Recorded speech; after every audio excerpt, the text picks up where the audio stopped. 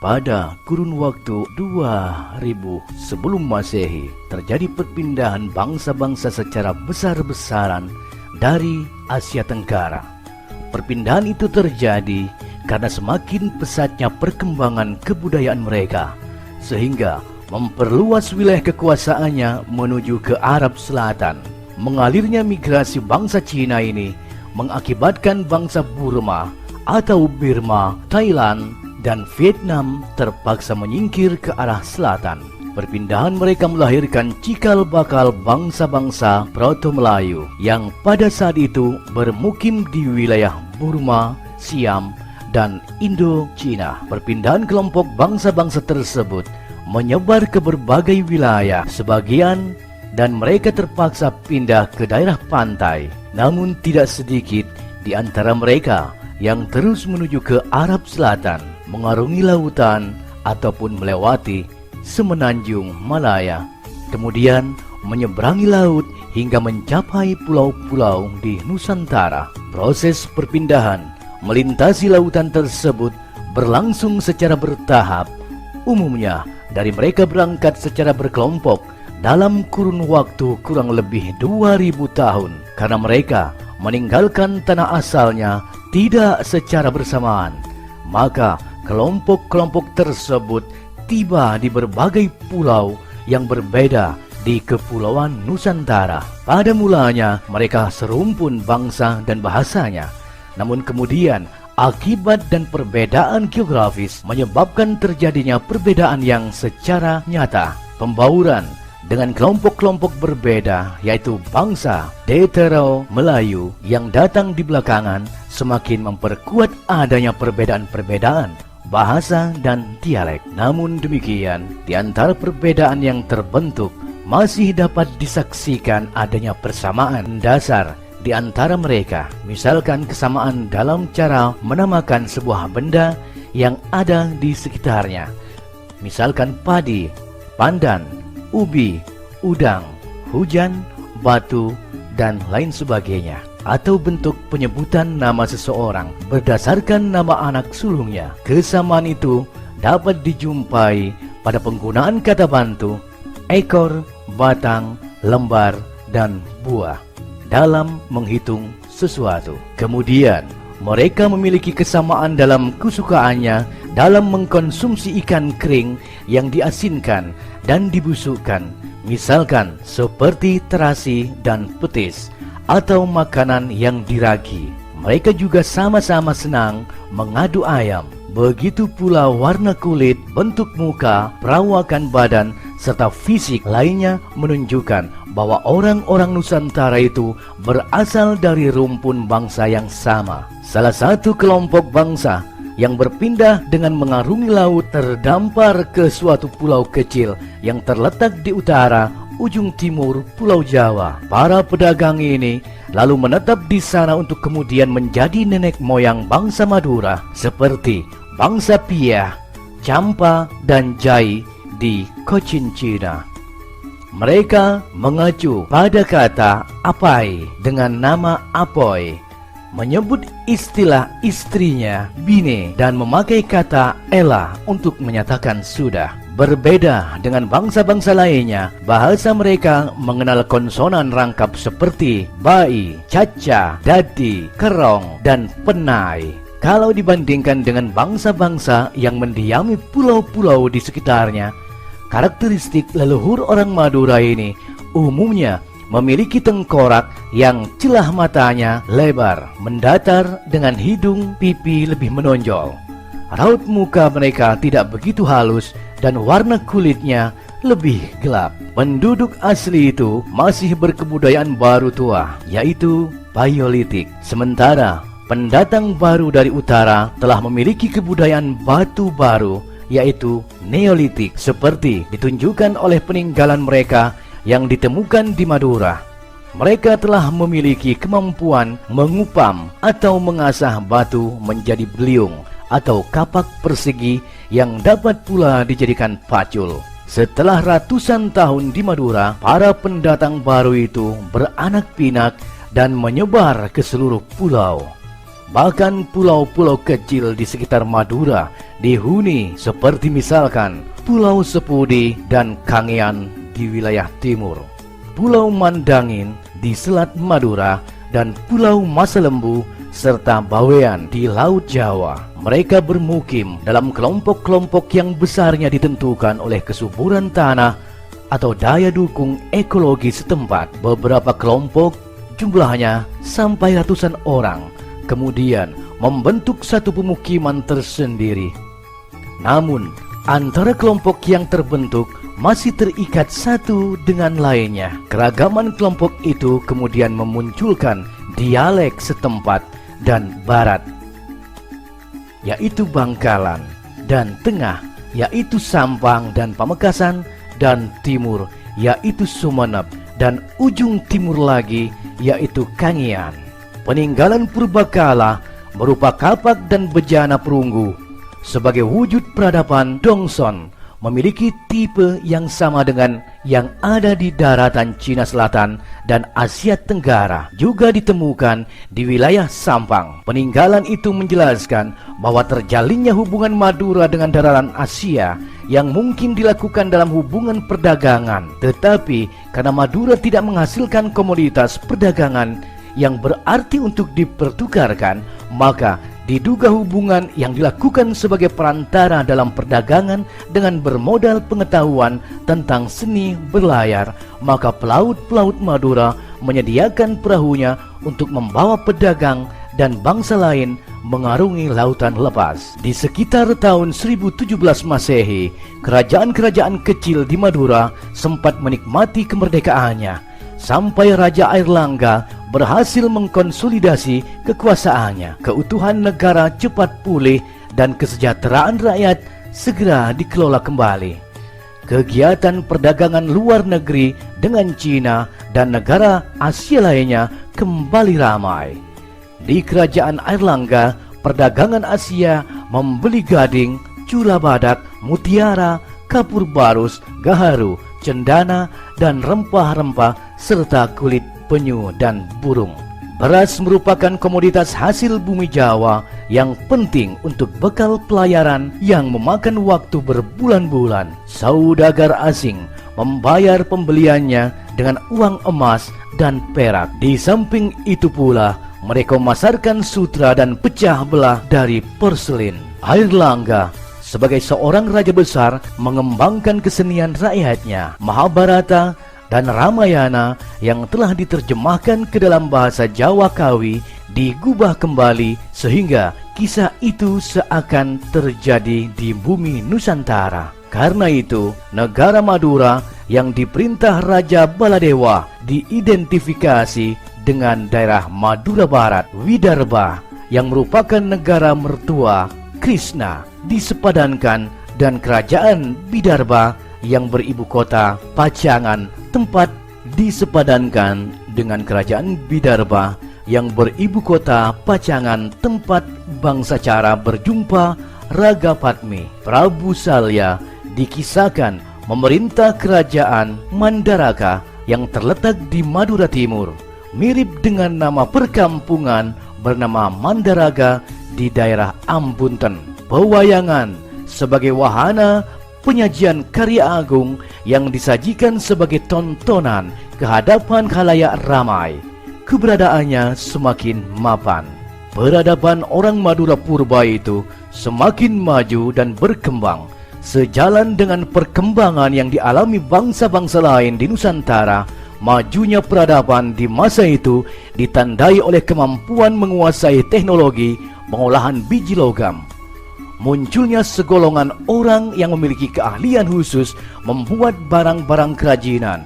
Mereka memiliki keterampilan membuat gerabah, juga pengetahuan yang bagus tentang pemeliharaan ternak. Rumah-rumah adat masyarakat Madura pada umumnya dibangun dengan posisi bangunan menghadap ke arah selatan. Posisi bangunan ini menjelaskan bahwa sejarah perjalanan leluhur mereka datang dari arah utara menuju ke arah selatan karena nenek moyang mereka dari negeri Cina dan Campa. Sedangkan rute perjalanan yang ditempuh untuk menyelamatkan diri melalui jalur laut menuju daerah selatan. Laut merupakan simbol keselamatan dan masa depan yang penuh harapan. Akan tetapi, ada pula pendapat yang menyatakan bahwa masyarakat Madura yang dikenal sebagai pelaut tangguh menganggap laut sebagai cerminan hidup yang penuh dengan tantangan yang harus dihadapi dalam mengarungi kehidupan serta memenuhi harapan masa depannya. Laut juga menjadi lambang kebebasan jiwa petualang dan rasa merdeka. Dalam perjalanan sejarah kehidupan leluhur mereka selalu menggapai orientasi ke laut secara luas dapat dimaknai ke lao dalam bahasa Madura yang berarti ke selatan, yaitu penunjuk arah lawan utara. Inilah cerita leluhur orang-orang di Pulau Madura yang sesungguhnya. Jadi, bisa dikategorikan bahwasanya orang Kepulauan Madura adalah keturunan Cina dan Campa. Baru setelah tahun 12, Arya Wiraraja dinobatkan menjadi adipati pertama di Pulau Madura, yaitu di Madura Timur, Sumeneb. Di saat Pulau Madura telah ada penghuni-penghuninya yang masih belum diketahui nama pulau tersebut dan masih belum ada nama, maka lahirlah peradaban baru di era kerajaan, yang mana kerajaan tersebut ada di wilayah Gunung Bromo, yang mana di suatu masa di Pulau Jawa berdiri sebuah kerajaan yang bernama Medang Kamulan, yang dipimpin oleh raja yang bernama Sang Hyang Tunggal. Dikisahkan bahwa sang raja memiliki seorang anak bernama Putri Bindoro Agung.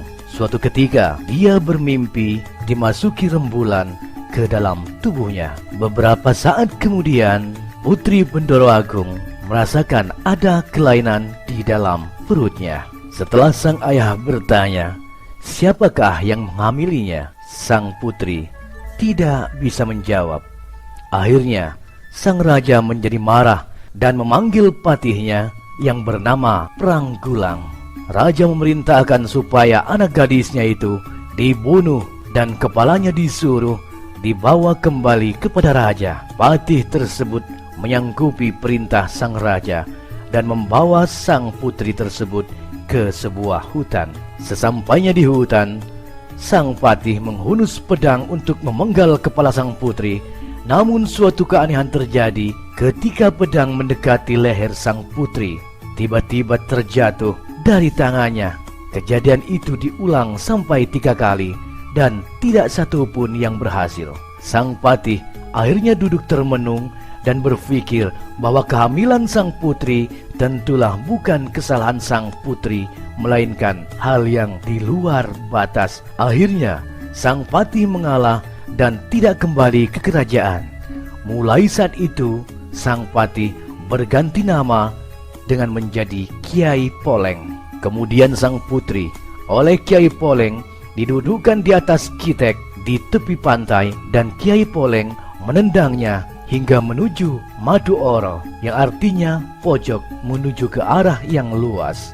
Hal inilah yang menurut sebagian pendapat menjadi asal muasal nama Madu Oro atau Madura. Ada juga pendapat lain juga mengatakan nama Madura berasal dari kata lemah pulau, artinya tanah yang tidak sesungguhnya, yaitu apabila air laut surut tanahnya terlihat, tetapi bila air laut pasang tanahnya tidak terlihat. Singkat cerita, sang putri pun melahirkan.